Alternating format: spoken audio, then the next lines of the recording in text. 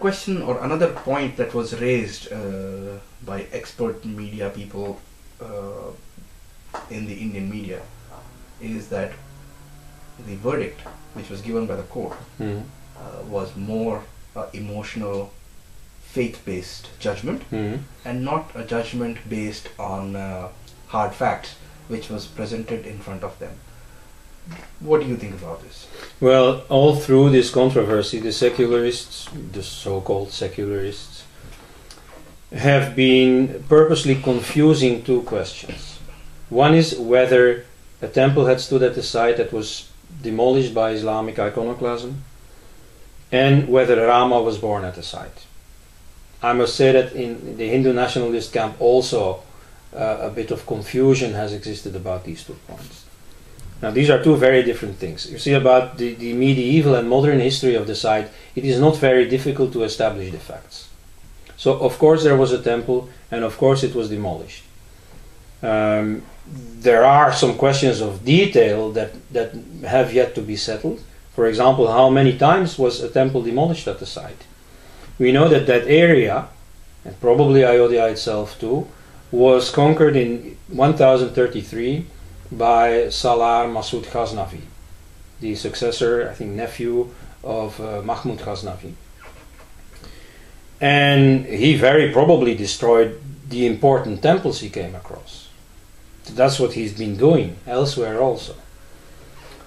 And in fact that would fit very well with the chronology of the temple of which an inscription has been found in 1992, which dates the building of that temple to the decades after that. So it is quite possible that earlier a temple was demolished, and then the temple that we now have, or of which we have found the remains, was built after that. That after the demolition of the temple, the local Hindu ruler said, now let's make a really big temple. So, you know, there are some points that have to be established. I mean, there's a long history of Muslim rule. First of all, this first invasion of that area in 1033. Then you get the whole sweeping conquest of North India in 1192-94 by Muhammad Ghori and his lieutenants. Then you have the whole period of the Delhi Sultanate, which was very oppressive for Hindus and practically, you know, at any rate tried not to allow temple building. Then you get a period of turmoil under the Lodis with the invasion of the Mughals. Then initially you get a campaign of iconoclasm by Babar. But then Muslim rule settles and there is a certain compromise with the Hindus, which becomes official and which goes pretty far in accommodating Hindus under Babar.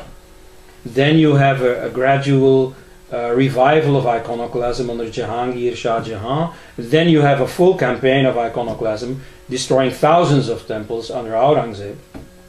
So all these different phases, you see, as they apply to that particular site, you know, there's a lot of work to do to establish all the details. So I can't say we know all about that. But that the scenario of Islamic iconoclasm applies, that is quite certain. However, it is an entirely different matter whether Rama was born there. You see, that is a historical question of a totally different nature. It is very difficult to establish whether somebody was born somewhere. I mean, and that is in the nature of historical research. You see, in physics, you can reproduce your findings. You have an experiment and then you have somebody else somewhere conduct the same experiment to see if the same, you know, physical laws that you hope to discover apply. But in history, you see, did Napoleon exist? Did Alexander the Great exist? Of course, we have many sources referring to them, but maybe they were mistaken. Maybe it was a big conspiracy to fool later generations. Who knows? I mean, the secularists are certainly not beyond that kind of conspiracy explanation. So in the case of Rama too, you see, I think you should accept that it is very hard, if not in principle impossible, to establish the birthplace of Rama and even many other aspects of his existence. For example, about Jesus, I just went through this book. Jesus was Caesar. And it has the somewhat strange thesis that, you see, if at all there was a person called Jesus, at any rate the story told about him in the Gospels is mainly a retelling of the historical story of Julius Caesar. Julius Caesar, the Roman emperor, who entered Rome triumphantly, coming from Gallia, Gaul, which is now Belgium and France. And similarly, Jesus triumphantly entered Jerusalem, coming from Galilee. And Jesus was killed by, in an official, or at least on orders of an official meeting of Jewish leaders, the Sanhedrin, with the betrayal by one of his friends, Judas. Likewise, Caesar was murdered in the Senate by his fellow politicians, including his close friend Brutus. And so on. You see, a number of details seem to match. It is as if the story of Jesus is a copy of the story of Caesar. Now, I have no idea if this is true. And in fact, there are numerous books of this kind, giving the true story of Jesus. Why? Well, precisely because we know very little about Jesus. It is most likely that he existed, but of course there are also serious scholars who argue that he didn't exist.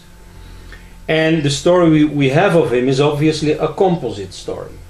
You see, you have Jesus the miracle maker, Jesus the claimant to the status of Messiah, some specifically Jewish notion. Then you have Jesus telling all these nice stories about turning the other cheek and peaceful and so on, which some people say is based on Buddhism. Anyway, there's a lot to say about Jesus, but to establish what is really historical there is very difficult.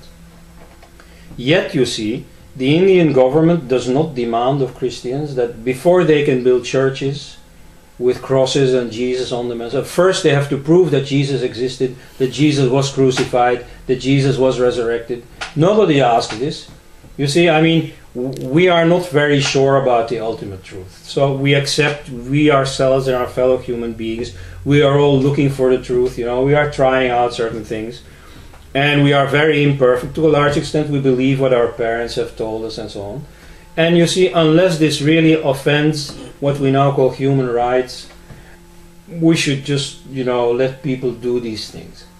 So if they want to worship Jesus, of whom we don't even know for sure that he existed, of whom we may very reasonably doubt that he rose from the dead, as Christians believe, well, if we're going to accept that, we might just as well accept that Hindus believe that Rama lived there, 5,000 years ago or so, that he lived at that particular place, that he had that particular life, you see, going to liberate his wife who had been abducted by Ravana to Sri Lanka and so on.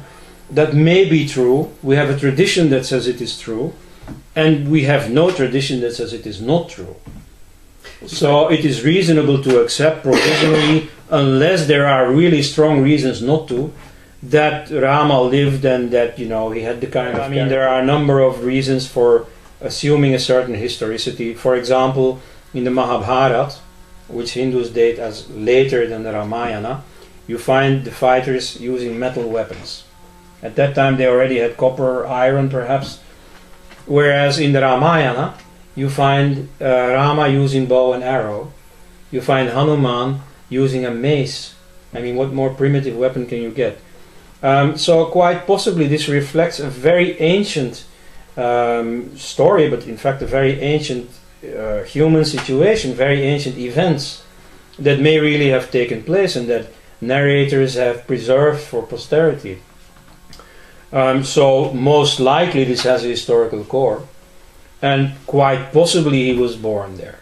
But you see, the opponents of this assumption say, but Hindu tradition itself gives away that the location of Ayodhya is unreliable, because they say that the place had been forgotten. This is said in the Puranas, and that Vikramaditya, some king of 2000 years ago,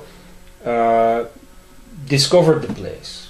So this indicates that this may have been a nice way of putting it, that in fact somebody who knew of the narrative glory of Ayodhya simply picked a place at his own convenience, and this here must have been Ayodhya.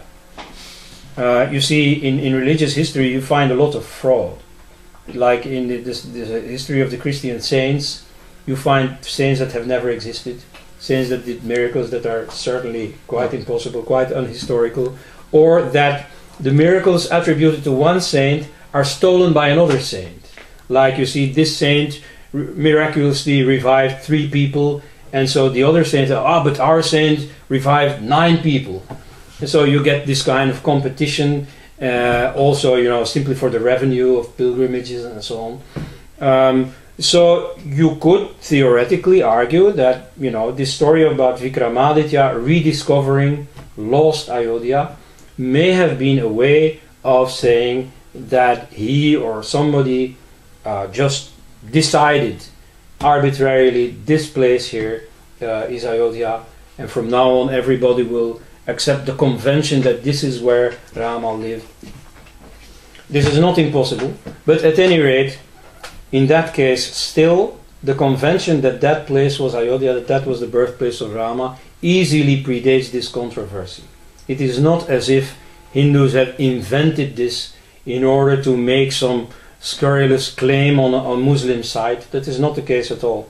It was very much a Hindu place. This debate about this topic on TV have probably not been there in person to this site before it was brought down. Yes. Before it was demolished. I have been there personally before it was brought down, when it was called Babri Masjid. I've seen it inside and outside. Have you? Yes, I've been there twice, and of course I've seen with my own eyes that there were Hindu elements in the building, like these pillars, showing Hindu gods and so on. So that was one way that Muslims used in order to flaunt their victory over infidelity. That you see, they showed off some pieces of pagan architecture that they could incorporate in their mosque. You see, as a symbol of the victory of the true religion over the false religion.